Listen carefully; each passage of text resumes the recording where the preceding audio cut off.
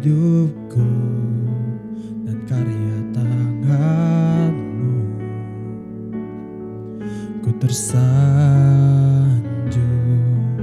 karena semua yang baik dalam hidupku, itulah karya-Mu. Kau beri kesempatan yang baru, dan ku ingin mengenal-Mu, Tuhan, lebih dalam dari semua yang ku kenal. Tiada kasih yang melebihi-Mu. Ku ada untuk menjadi penyembah-Mu.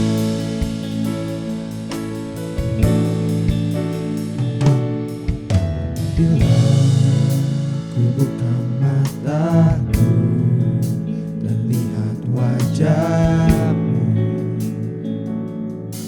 ku terkagum. Bila ku lihat hidupku dan karya tangan-Mu, ku tersanjung karena semua yang baik dalam hidupku, itulah karya-Mu. Beri kesempatan yang baru, dan ku ingin mengenal-Mu, Tuhan, lebih dalam dari semua yang ku kenal. Tiada kasih yang melebihi-Mu. Ku ada untuk menjadi penyembah-Mu,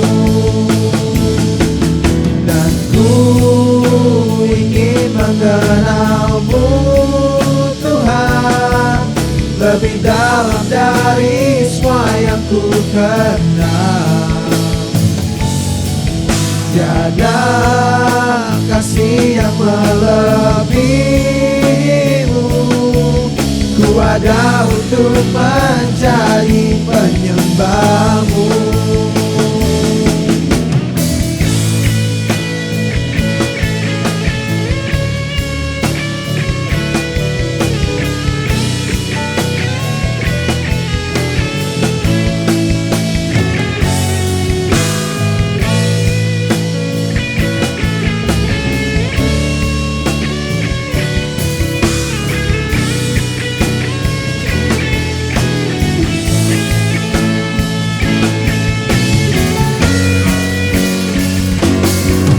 Dan ku ingin mengenal-Mu, Tuhan, lebih dalam dari semua yang ku kenal.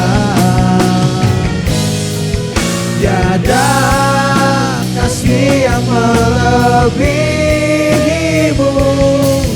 Ku ada untuk menjadi penyembah-Mu. Sebentar kita akan mengambil perjamuan kudus untuk memperingati pengorbanan Tuhan Yesus di kayu salib untuk menebus dosa kita. Teman-teman dipersilakan untuk mempersiapkan perjamuan kudus. Perjamuan kudus ini diperuntukkan bagi orang-orang yang telah menerima Yesus sebagai Tuhan dan Juru Selamat secara pribadi. Mari kita mempersiapkan hati untuk mengambil perjamuan kudus ini dengan memohon ampun atas dosa-dosa kita dan melepaskan pengampunan bagi orang yang telah menyakiti hati kita.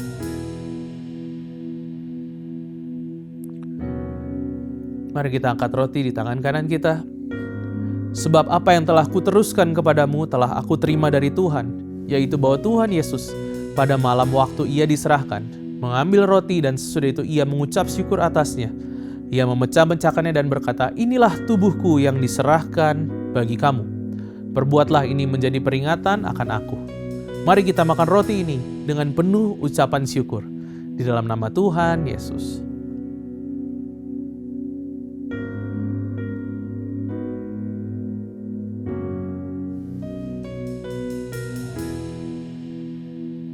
Mari kita siapkan cawan anggur di tangan kanan kita.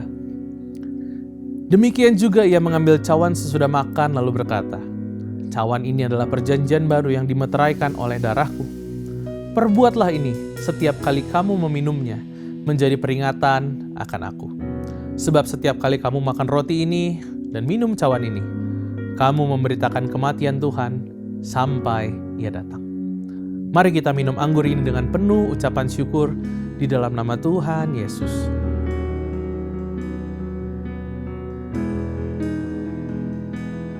Mari kita berdoa. Tuhan Yesus, kami bersyukur atas pengorbanan-Mu di kayu salib.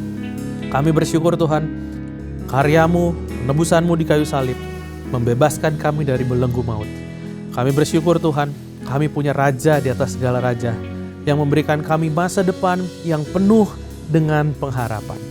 Terima kasih Tuhan, segala kemuliaan, pujian, hormat hanya bagi-Mu. Dalam nama Tuhan Yesus Kristus kami berdoa. Amin. Mari sama-sama kita naikkan pujian bagi Tuhan. Dan ku ingin mengenal-Mu Tuhan, lebih dalam dari semua yang ku kenal. Tiada kasih yang melebihi-Mu, ku ada untuk menjadi penyembah-Mu. Dan ku ingin mengenal-Mu Tuhan, lebih dalam dari semua yang ku kenal. Tiada kasih yang melebihi-Mu, ku ada untuk menjadi penyembah-Mu. Tinggikan Bapa, ku ada untuk menjadi, ku ada untuk menjadi, ku ada untuk menjadi penyembah-Mu.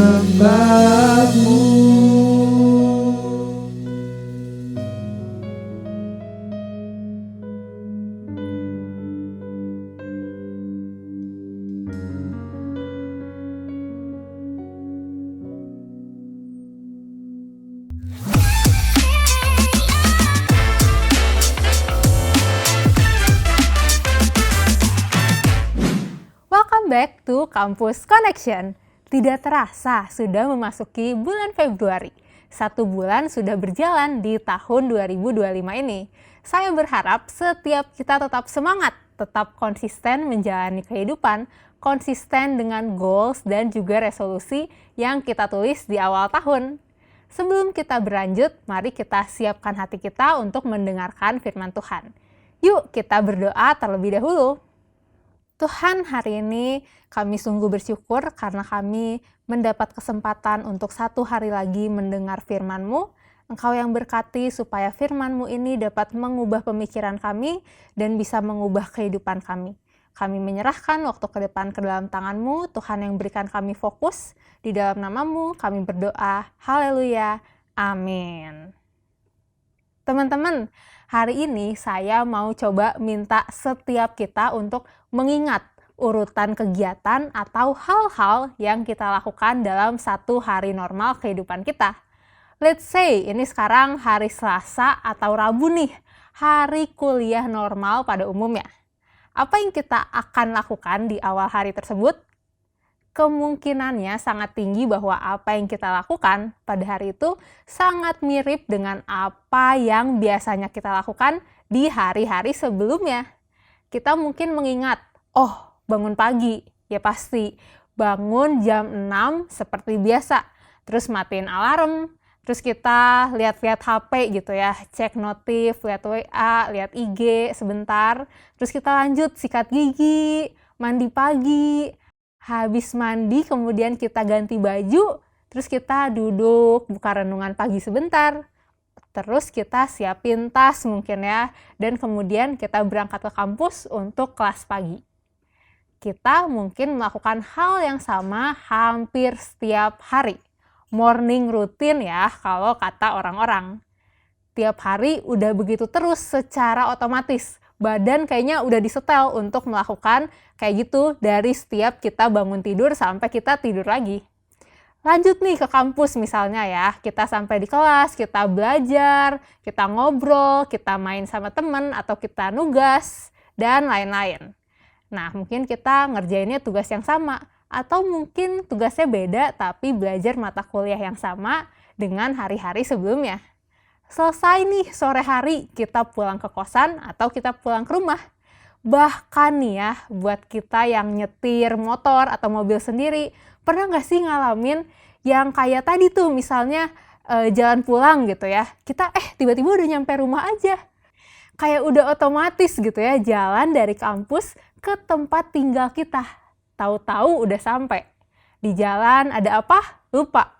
Autopilot aja gitu rasanya, karena setiap hari kita lewatin jalan yang sama, belokan yang sama, lampu merah yang sama dengan motor atau mobil kita yang sama juga.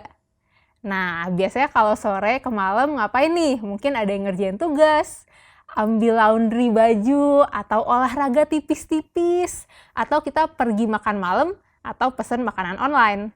Terus kita mandi, scrolling, kita Netflix, kemudian kita tidur. Nah, kemungkinan setiap hari dalam kehidupan kita itu berjalan sangat mirip. Baik kita baru masuk kuliah, atau lagi tugas akhir, atau mungkin kita juga udah mulai masuk kerja kantoran jam 8 dan pulang jam 5. Sebagian besar yang terjadi dalam hari-hari kita bukanlah murni hasil dari pilihan kita, tapi merupakan apa yang sudah biasa kita lakukan setiap hari.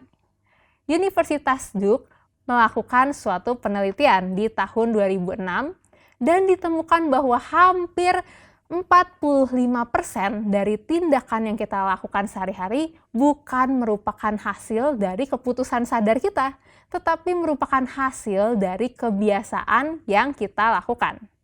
Hampir setengah dari hal-hal yang kita lakukan adalah hasil dari kebiasaan-kebiasaan atau habit kita. Itulah salah satu alasan kuat kenapa kalau kita ingin mengubah kehidupan kita harus mengubah habit atau kebiasaan kita. Coba kalau kita kembali ke bulan lalu saat kita menulis goal atau resolusi. Tentu saya yakin kita semua pasti punya goal atau tujuan yang baik ya. Mungkin kita pengen semakin dekat dengan Tuhan, atau pengen punya simpenan atau dana darurat, pengen lunasin hutang, pengen selesai baca Alkitab, pengen sehat, bugar, nggak sakit, dan lain sebagainya. Ini adalah goals umum yang seringkali sama ya, seringkali dimiliki oleh lebih dari satu orang. Tapi kenyataannya banyak nih yang memiliki tujuan yang sama, tapi hasil yang didapatkan sangat berbeda. Kenapa? Salah satu penulis buku yang bernama James Clear dalam bukunya yang berjudul Atomic Habits menulis begini. Goals are good for setting a direction, but systems are best for making progress. Goal itu baik untuk menentukan arah, tujuan itu baik untuk menentukan arah, tetapi sistem adalah yang terbaik untuk membuat progres atau kemajuan. Hari ini kita mau coba untuk belajar mengenai sistem ini yang tergambar dalam diri kita dengan habits atau kebiasaan. Masih belajar dari tokoh Alkitab yang sama dengan minggu lalu nih. Kita mau coba lihat kehidupan Daniel, seorang tokoh yang kita kenal dengan ketekunan dan kedisiplinan dirinya. Dari sejak kita sekolah minggu diceritakan ya, Daniel di Gua Singa. Menggambarkan gimana Daniel ini adalah sosok yang pemberani untuk bertahan melawan singa-singa. Tetapi ada satu bagian yang jarang terekspos, di mana Daniel ini menjadi pemimpin muda yang menonjol di kerajaan saat dia hidup itu. Di antara 120 orang terbaik yang diangkat menjadi pemimpin, Daniel melebihi para pemimpin-pemimpin tersebut. Ini fakta yang tertulis di dalam Alkitab. Dalam Daniel 6 ayat 3-5 dibilang, membawahi mereka, yaitu maksudnya 120 kepala daerah, diangkat pula 3 pejabat tinggi. Dan Daniel salah satu dari ketiga orang itu. Kepada merekalah para kepala daerah harus memberi pertanggungjawaban supaya raja tidak dirugikan. Kita baca yuk ayat 4 dan 5-nya bareng-bareng. 1, 2, 3. Daniel melebihi para pejabat tinggi dan para kepala daerah itu, karena ia mempunyai roh yang luar biasa. Raja bermaksud menempatkan dia atas seluruh kerajaannya. Para pejabat tinggi dan kepala daerah itu mencari alasan untuk mendakwa Daniel dalam hal pemerintahan. Tetapi mereka tidak mendapat alasan apapun atau suatu kesalahan. Sebab ia setia dan tidak ditemukan suatu kelalaian atau kesalahan padanya. Wow, thank you teman-teman. Nah, kenapa Daniel bisa menonjol? Apa sih yang membuat dia sedemikian luar biasa? Kenapa dia bisa populer di kalangan pejabat raja dan bahkan raja sendiri pun berencana untuk mempromosikan dia berkuasa atas seluruh kerajaan? Di ayat 4 dan ayat 5 dibilang bahwa Daniel ini memiliki roh dan karakter yang luar biasa. Jadi Daniel bisa menjadi orang hebat dan dipercaya bukan cuma karena keberuntungan semata teman-teman, tapi karena karakternya yang didukung dengan kerohanian yang kuat. Itulah kenapa Daniel bisa stand out. Dia menonjol di antara ratusan pemimpin yang ada. Dia bisa naik ke puncak kepemimpinan. Pembentukan karakter dan kerohanian ini tentunya teman-teman gak semudah bikin mie instan yang 5 menit jadi. Tapi terbentuk bertahun-tahun lamanya karena sistem yang Daniel bangun dalam dirinya yang membentuk identitas dan kepercayaan dirinya. Tapi memang di dunia yang rusak ini kita nggak mungkin ya menyenangkan semua orang. Daniel yang excellent dalam pekerjaannya pun nggak bisa menyenangkan semua orang. Ada banyak orang yang gak suka sama Daniel. Mungkin karena raja berencana mau menjadikan Daniel semacam orang kedua gitu ya setelah raja yang bertanggung jawab atas seluruh kerajaannya. Mereka yang gak suka sama Daniel akhirnya mencoba untuk menjatuhkannya. Tapi setelah mencari-cari nih segala kelemahan dan kekurangan Daniel, mereka mendapati gak ada kekurangan apapun dalam karakternya. Tercatat di ayat 5 yang baru aja kita baca tadi, tidak ditemukan suatu kelalaian atau kesalahan padanya. Mendapati hal ini, para kepala daerah dan pejabat tinggi terus mencoba mencari alasan gimana nih caranya menjatuhkan Daniel. Gak ada cacat dan kelemahannya, Daniel nih bisa dipercaya, gak korupsi, dan gak lalai dalam mengerjakan tugas. Ada seorang yang bernama John Wooden, pelatih basket ternama yang berhasil membawa tim yang dilatihnya menang 88 kali hingga dia dijuluki sebagai Coach of the Century oleh ESPN. John Wooden bilang kayak gini guys, "Ability can take you to the top, but it takes character to keep you there." Kemampuan atau skill bisa membuat kita sukses atau berhasil atau naik ke atas, tapi yang mempertahankan kita tetap di sana dalam kesuksesan dan keberhasilan adalah karakter. Inilah teman-teman contoh nyata yang diperlihatkan oleh Daniel. Gak ada alasan apapun yang bisa dipakai orang-orang untuk menjatuhkannya. Kecuali satu alasan, yaitu kebiasaan doanya. Tadi saya bilang bahwa Daniel membangun sistem dalam dirinya. Sistem yang membentuk identitas dan kepercayaan dirinya. Nah, sistem ini adalah kebiasaan-kebiasaan yang dia bangun. Salah satunya adalah berdoa. Daniel begitu mengasihi Tuhan dan mendisiplinkan dirinya dengan berdoa 3 kali sehari. Akhirnya, para pejabat memutuskan untuk menjebak Daniel dengan cara menipu raja agar mengeluarkan sebuah keputusan. Dalam keputusan itu diumumkan bahwa jika ada yang berdoa kepada siapapun kecuali raja dalam 30 hari ke depan, maka mereka harus dilemparkan ke gua singa. Wow, serem banget ya guys. Tapi apa yang Daniel lakukan? Dia nggak jadi takut. Dia tetap menjalankan kebiasaannya. Karena dia tahu kebiasaan yang dia bangun ini adalah pondasi dari karakter dan kerohanian yang kuat. Di Daniel 6 ayat 11 dicatat bahwa mendengar surat perintah itu telah dibuat, Daniel pulang ke rumahnya. Di kamar atasnya ada tingkap-tingkap yang terbuka ke arah Yerusalem. 3 kali sehari ia berlutut, berdoa serta memuji Allahnya seperti yang biasa dilakukannya. 3 kali sehari Daniel berdoa seperti yang biasa dilakukannya. Bukan cuma sekali, bukan cuma 2 kali, tapi bahkan 3 kali sehari dan setiap hari.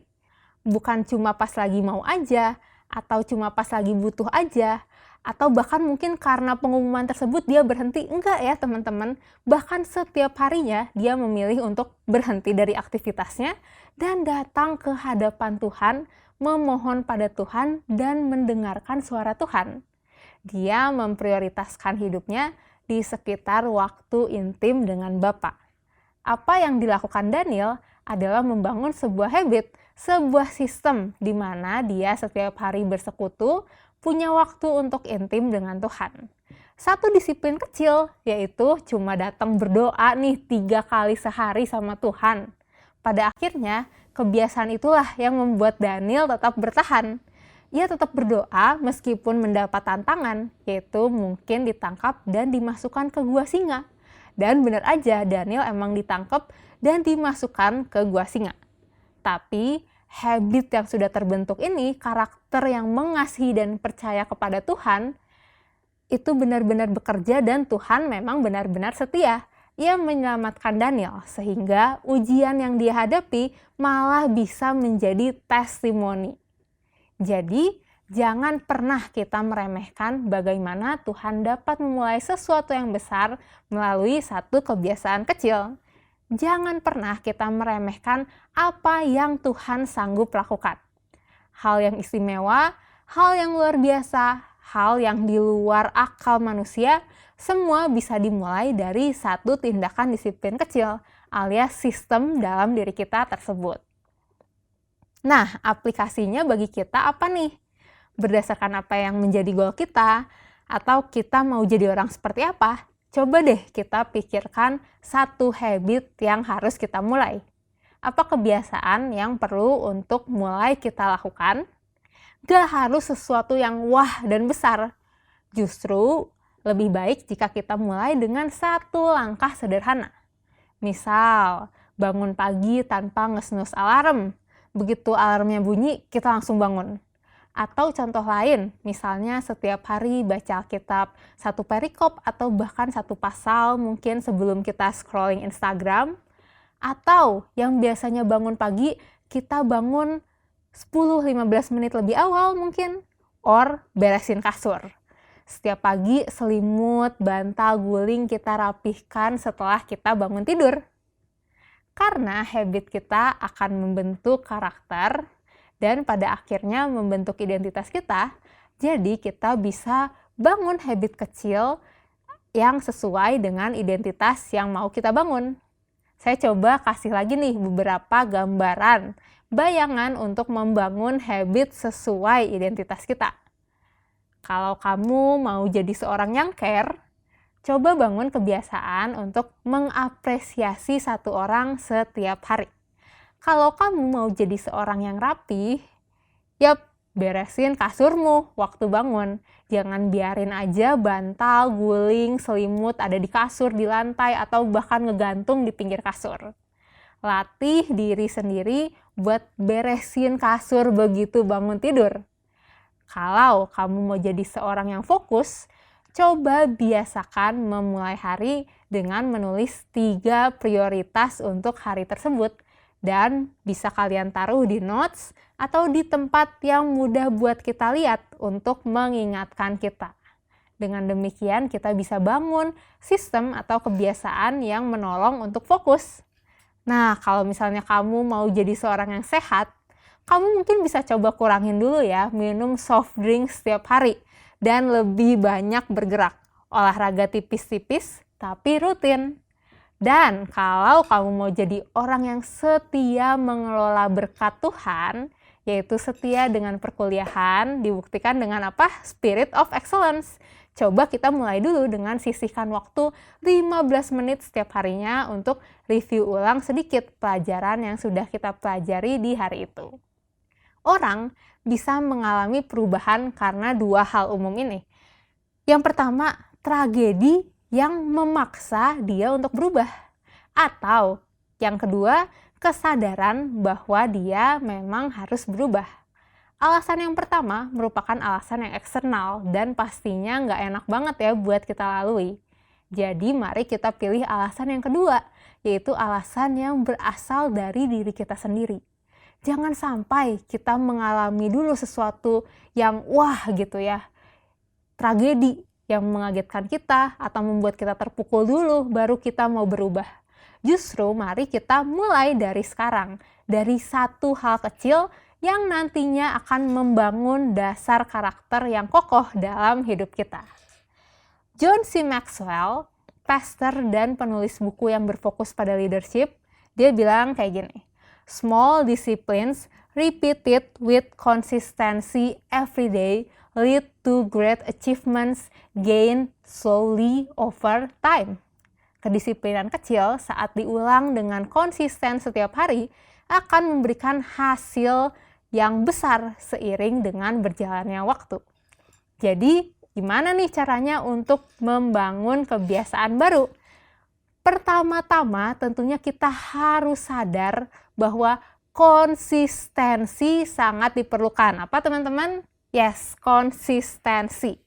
Konsistensi inilah yang bisa menghasilkan kebiasaan, baik itu kebiasaan baik atau kebiasaan buruk. Kebiasaan terlambat tidak terbangun cuma karena kita telat 1 kali atau 2 kali, tapi justru karena kita telat berkali-kali dan ya lama-lama jadi kebiasaan untuk terlambat. Orang yang punya sopan santun, dia pun gak lahir dengan sifat demikian, melainkan karena dibangun lewat pengajaran sejak kecil sampai dewasa, sehingga menjadi apa? Kebiasaan. Selain mengingat bahwa konsistensi sangat diperlukan, selanjutnya kita bisa melakukan 2 cara ini untuk membuat habit yang baru. Pertama, mari kita buat dengan jelas. Kalau kita belanja nih ya ke supermarket, kita biasanya cenderung mengambil barang yang kelihatannya jelas dengan mata kita, makanya sering kita berakhir beli barang-barang yang awalnya kita nggak mau beli. Jadi kalau kita mau mengubah kebiasaan kita pun harus menggunakan indera penglihatan kita. Contohnya, kalau kita mau bangun kebiasaan minum vitamin, jangan simpan vitaminnya dalam laci. Justru kita taruh di atas meja, di tempat yang mudah buat kita lihat. Kalau kita mau bangun kebiasaan belajar, kita siapin dulu nih bukunya di meja belajar kita. Terus misalnya kita kasih pembatas buku dulu nih di bagian-bagian yang mau kita pelajari. Nah, kalau misalnya kita mau bangun kebiasaan nulis, tentunya kita bisa siapin kertas atau buku dan pulpen di atas meja belajar kita supaya kita lihat dan kita ingat buat melakukan. Setelah membuat kebiasaan tersebut terlihat jelas, langkah selanjutnya adalah buat sesimpel mungkin. Make it simple. Jangan bikin yang rumit-rumit dulu. Kalau kita bikin yang rumit, percaya deh sebentar aja kita bakal merasa sulit dan akhirnya menyerah. Kita malah bakal berhenti sebelum aktivitas itu menjadi habit dalam hidup kita. Kalau misalnya awal tahun, kita semangat banget nih bikin resolusi.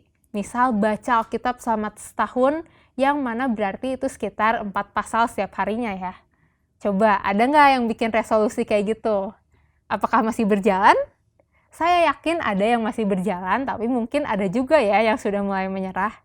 Nah, yang menyerah itu mungkin karena tujuan yang kita bikin terlalu jauh nih sama keadaan kita sebelumnya, sehingga terlalu sulit untuk dilakukan.